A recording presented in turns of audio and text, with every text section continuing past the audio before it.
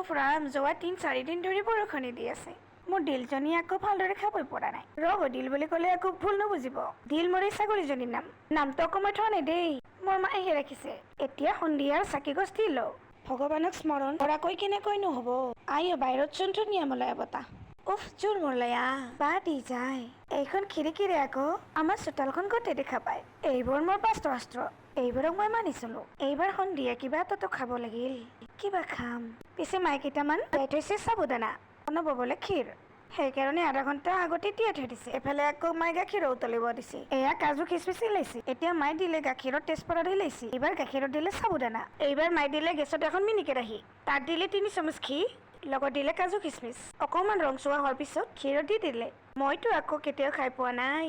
ৰব মায়ে কিন্তু চেনি আগতে দি দিছিলে। সেইটো মই দেখাবই নোৱাৰিলো। চাওকচোন ফ্ৰেণ্ডছ, দেখিবলৈ কিমান ভাল লগা হৈছে। আৰু লগত একাপ চাহ থাকিলেতো ক'বই নালাগে। ফ্ৰেণ্ডছ, এতিয়া আমি খাওঁ দেই। ফ্ৰেণ্ডছ, আজি ভিডিঅ'টো ইমানেই আছিলে। নেক্সট ভিডিঅ'ত আকৌ লগ পাম। Bye bye.